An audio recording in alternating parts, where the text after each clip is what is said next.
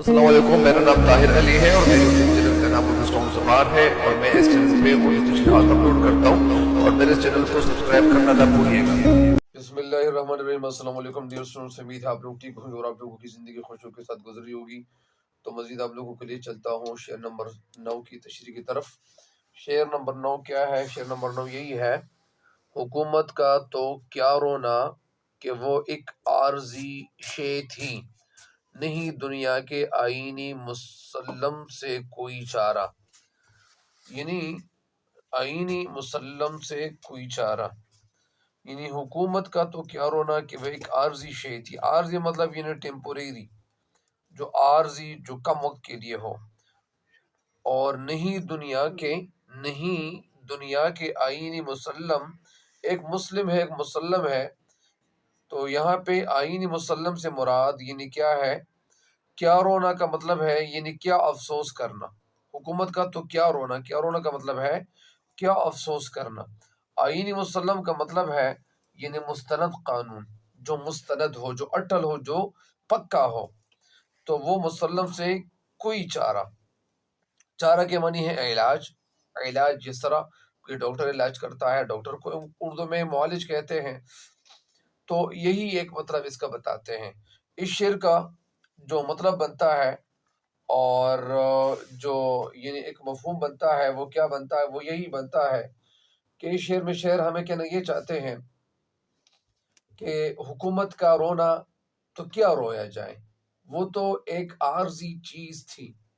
दुनिया का कायदा यही चला आता है कि हुकूमतें बदलती रहती हैं। जाहिरी बात है कि हुकूमतें तो बदलती रहती हैं, और साथ साथ हमारे लिए इस आम कायदे से बचे रहने का क्या मौका था जो सब पर जारी होता रहा। तो कहने का मकसद यह है कि यानी इस शेर में हमें कहना क्या चाहते हैं। इस शेर की तशरीह की तरफ आप लोगों को लिए चलता हूँ। इस शेर की तकरीबन 2-3 तरीकों से या 4 तरीकों से मुख्तलिफ किस्म की तशरीहात करूँगा। उम्मीद है कि आप एक शेर की तशरीह से भी फ़ायदा उठा सकते हैं, आप अच्छे नंबर ले सकते हैं। और आपको सबसे पहले ये भी करना चाहिए कि मेरे चैनल की जितनी जो वीडियोज़ है अपने दोस्तों के साथ शेयर ज़रूर करें, ताकि आपके साथ साथ आपके दोस्तों तक, आपके फ्रेंड्स, क्लास फेलोज तक यानी फ़ायदा पहुँचता चला जाए। सबसे पहले इस शेर की तशरीह की तरफ आप लोगों के लिए चलता हूँ।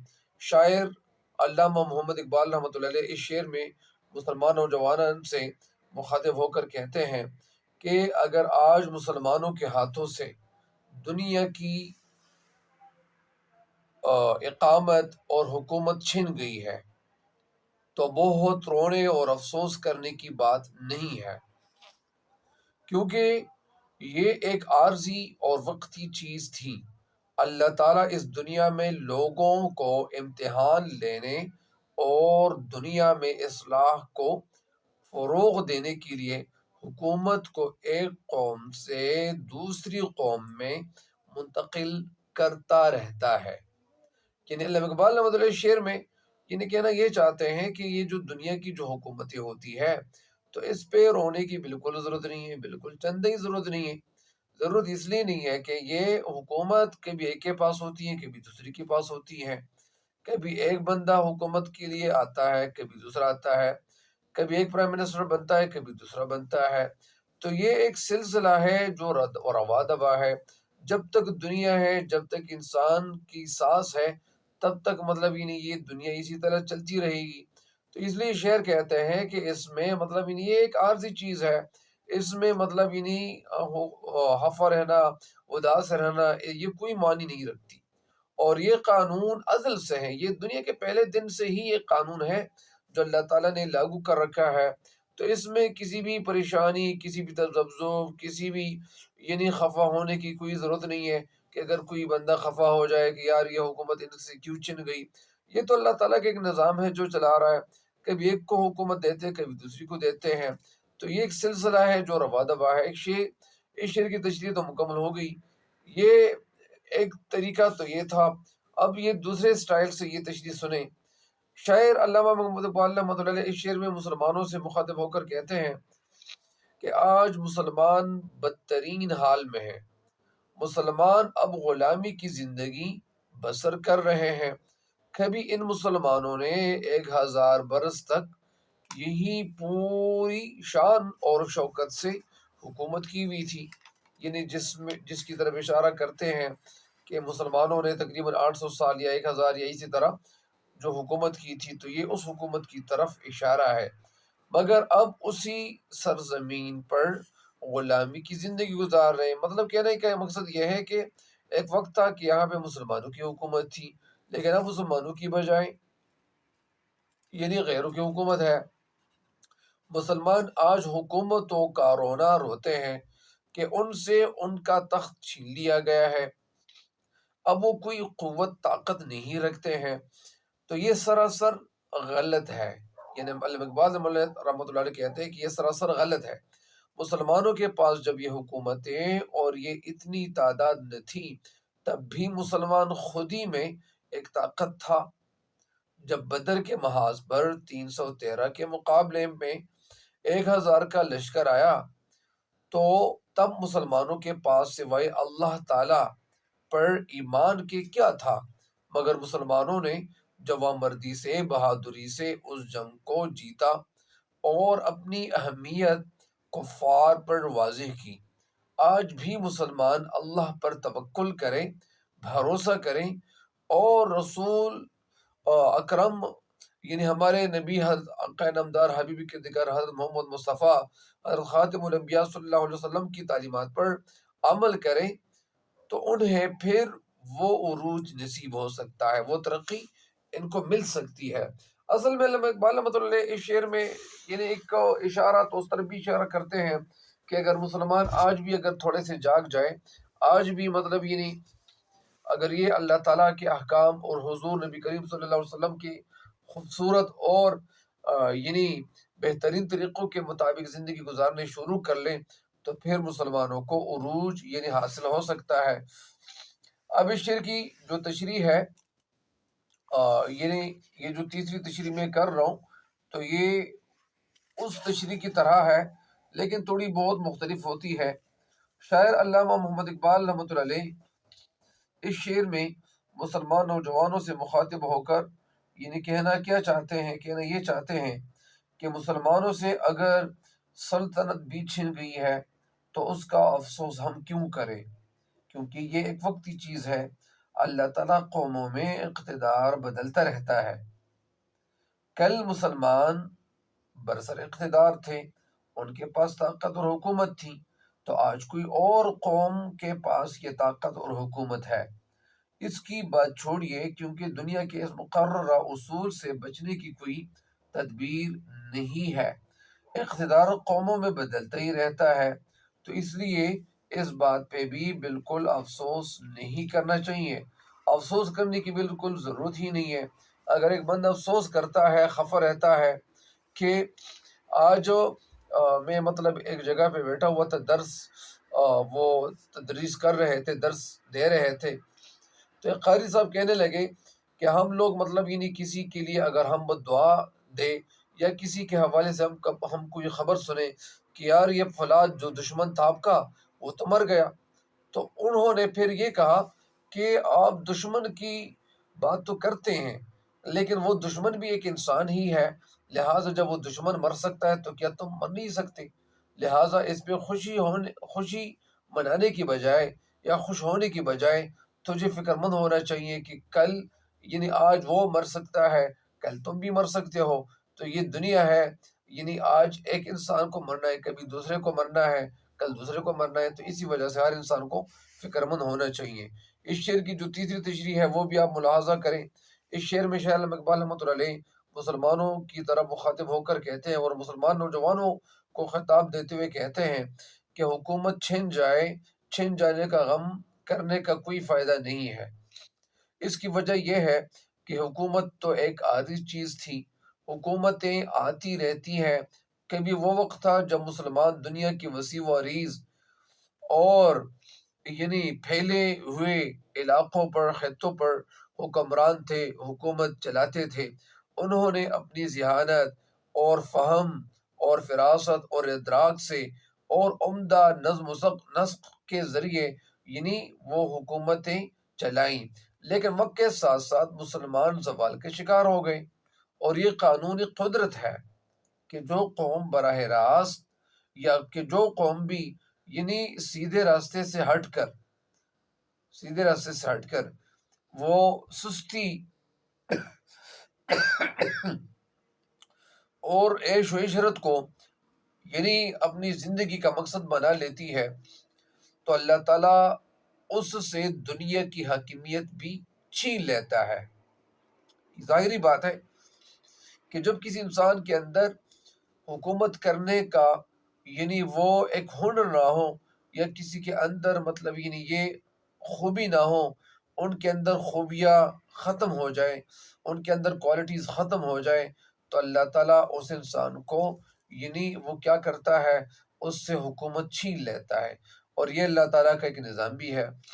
جس طرح یہ جو دین ہے، جو اسلام ہے، یہ اسلام جو دین ہے، تو یہ ان لوگوں سے اللہ تعالیٰ کام لیتے ہیں جو لوگ اسلام پھیلانے میں کیا ہو دلچسپی رکھتے ہو۔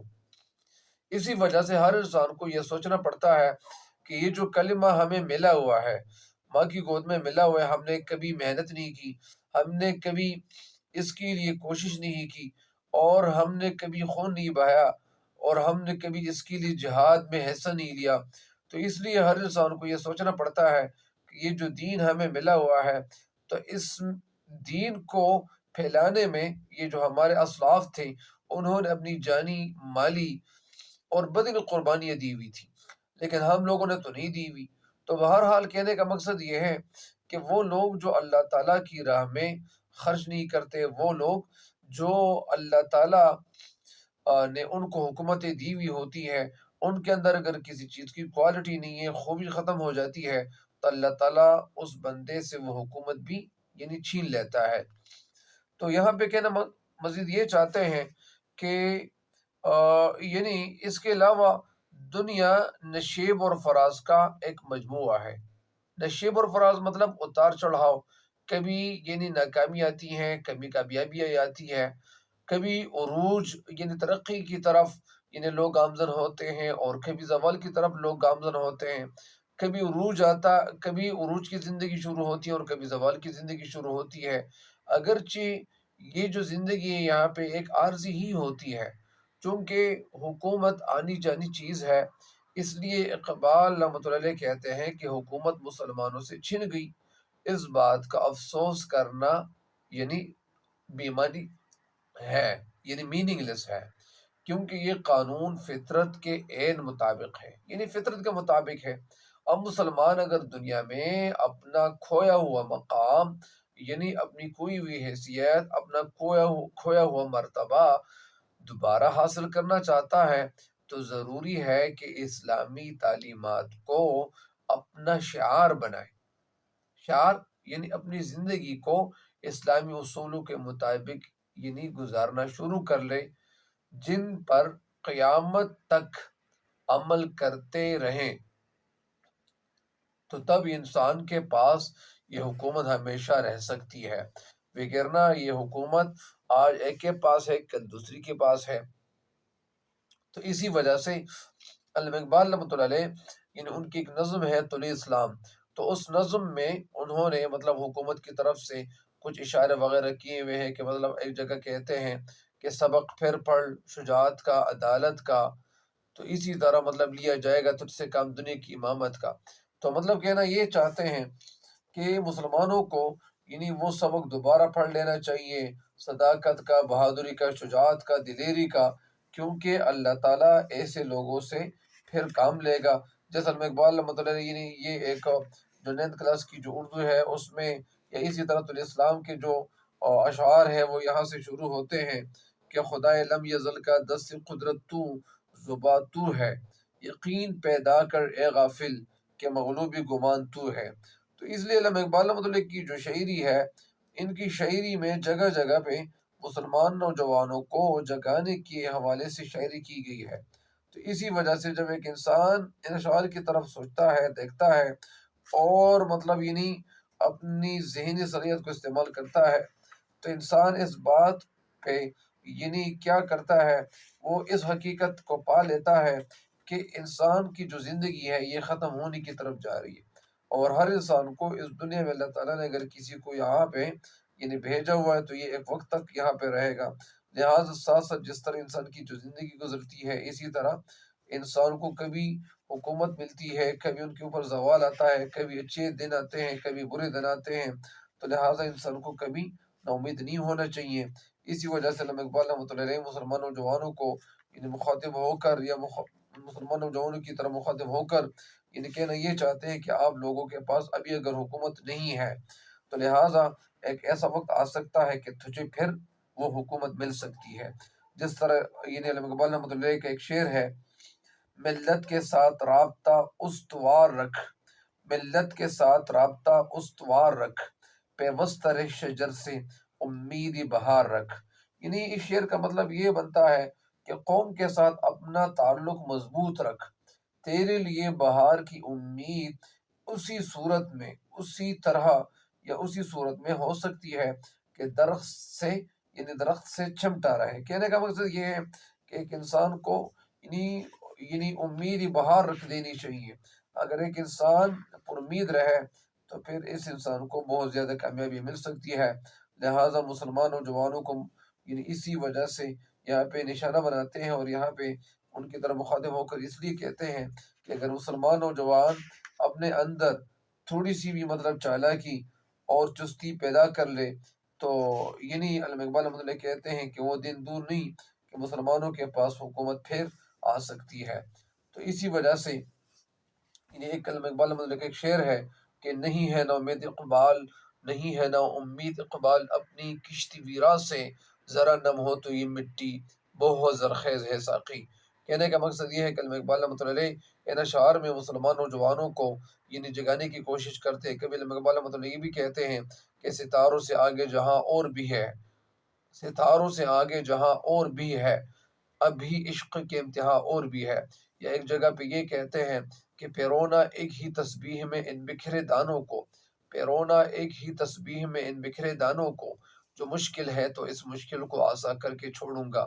بہرحال اس شعر کی تشریح مکمل ہو گئی ہے۔